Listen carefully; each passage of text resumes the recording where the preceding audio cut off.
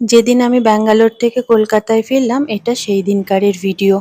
সেদিন মানে সকাল 10টা নাগাদ আমরা বেরিয়েছিলাম। আমাদের ফ্লাইট ছিল ওই 2:30টে নাগাদ।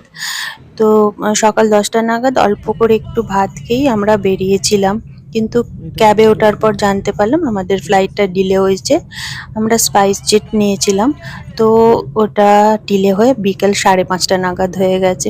তখন সেই মুহূর্তে না ভীষণ রাগ হচ্ছিল। কারণ বুঝতেই পারছো আমরা সকাল 10টার সময় বেরোলাম এত তাড়াহুড়ো করে এক জায়গা থেকে আরেক জায়গা যাওয়া। ব্যাঙ্গালোর থেকে কলকাতা কত কাজ থাকে ঘরের মধ্যে, সেই সব সেরে বারবার গ্যাস চেক করা, ঘরের জানলা দরজা চেক করা, গাছপালা বার করা, আরও সংসারের কত কাজ থাকে।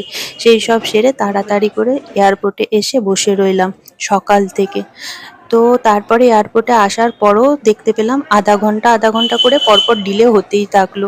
তারপর আমরা দুপুরবেলাতে একটু লাঞ্চও করলাম এয়ারপোর্টের মধ্যে। তারপরে সন্ধ্যাবেলা আর পারছিলাম না, আমার মাথার যন্ত্রণা হচ্ছিল বলে একটা P650 খেলাম। তারপরে 9টা নাগাদ সব প্যাসেঞ্জাররা তো ভীষণ রাগারাগি শুরু করে দিয়েছিল। তারপর স্পাইস জেট থেকে একটু করে আমাদেরকে ডিনার দিয়েছিল, ওই ভেজ পোলাও টাইপের কিছু দিয়েছিল।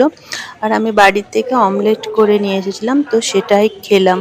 আমার এত কষ্ট হচ্ছিল যে কি বলবো, আগের দিন থেকে একটা টেনশন থাকে, তার উপর সকাল থেকে ঘরের সমস্ত কাজ সেরে তাড়াহুড়ো করে বেরিয়ে আমরা ফ্লাইটে উঠলাম কখন 10টায়। ফাইনালি রাত এখন বাজছে 10:30টার মতন।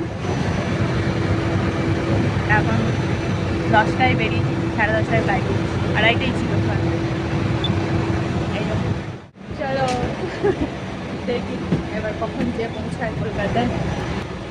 10:30টায় ফ্লাইটে উঠেছিলাম আর 11টা নাগাদ বোর্ডিং কমপ্লিট হলো। তারপর ফ্লাইট আমাদের ছাড়লো, কিন্তু টার্মিনাল 1 থেকে টার্মিনাল 2 পর্যন্ত তো গড়িয়ে গড়িয়ে চললো। 11:30টা নাগাদ আমরা বুঝলাম যে যাক এবার আমরা কলকাতায় যাচ্ছি। তো আমাদের কলকাতায় পৌঁছাতে পৌঁছাতে বেজে গিয়েছিল ওই 1:30 পৌনে 2টো। তো ঘর থেকে বেরিয়েছিলাম সকাল 10টায় অনেকটা আনন্দ নিয়ে যে বাড়ি ফিরছি, অনেকদিন পর ছুটি কাটাতে যাচ্ছি।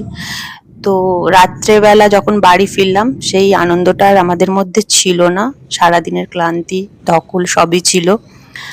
আমাদের জন্য যারা অপেক্ষা করছিল বাড়িতে তারাও মানে অপেক্ষা করতে করতে ঘুমিয়ে পড়েছিল।